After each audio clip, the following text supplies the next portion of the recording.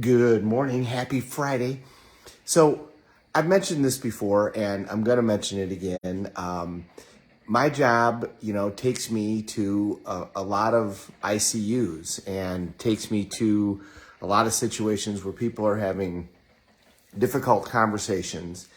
And if my job does one thing, it reminds me of what is important because we see on a weekly basis that in the blink of an eye, life can change dramatically. And all of a sudden, somebody can be significantly injured, somebody can be killed, and what you thought was important becomes completely insignificant. And all of a sudden, your priorities in your life get turned completely upside down.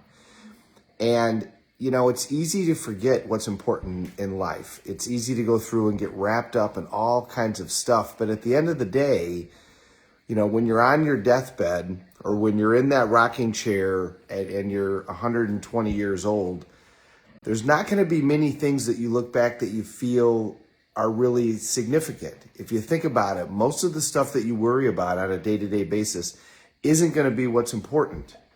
What's going to be important is the time that you spend with the people that you care about, that you communicate with the people that you care about how you really feel about them, that you laughed more, that you loved more. William Shakespeare said that life is a tale told by an idiot, full of sound and fury, signifying nothing. Pretty rough, but what Bill was trying to say is we spend a lot of our life running around worrying about things that at the end of the day we're not going to really care about.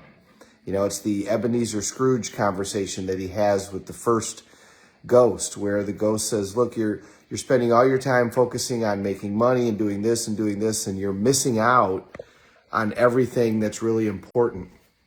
Mankind should be your focus. Charity should be your focus. Giving to others should be your focus. So one thing that my job does is it reminds me that in the blink of an eye, life can all of a sudden be changed dramatically. And a lot of times you can look back and go, man, I should have spent a lot more time doing this. I should have spent a lot more time with the people that I care about. I should have spent a lot more time, helping out others, whatever is important. So take a moment as we head into the end of the week, beautiful part of the year. September's gorgeous.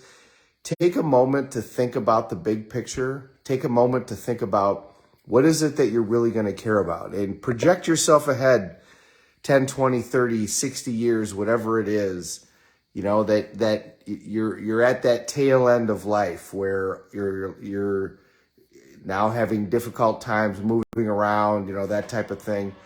And you want to be able to look back and say, I did all the stuff that I really wanted to do. And not just that, but I communicated with the people that I really wanted to communicate with, whether it's parents, whether it's kids, whether it's siblings, whether it's college friends, high school friends, whatever it is, that you spoke to them and told them what you really felt in a good way and helped the people out that you could help.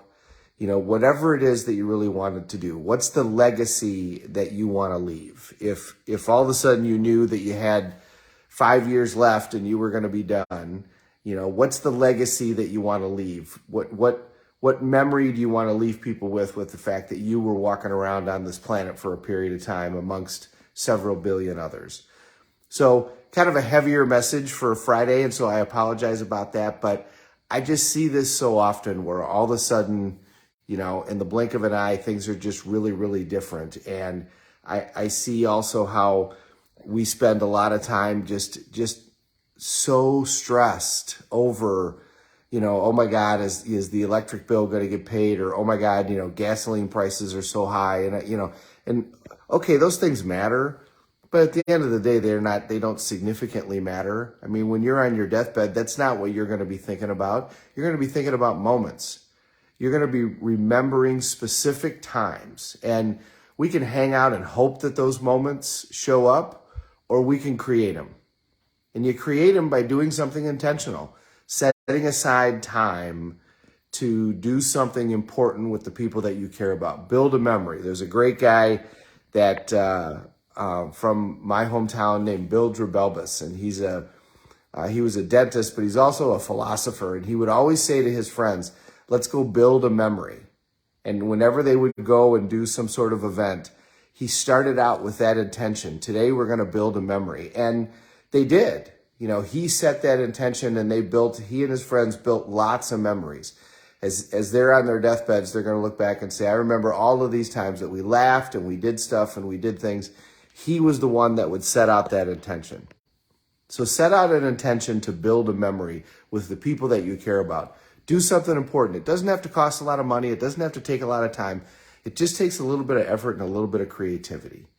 And at the end of the day, when you're on that deathbed, you're going to be glad you did it. Have a great day, everybody. Thank you very much for watching. We're all in this together. Let's take care of each other.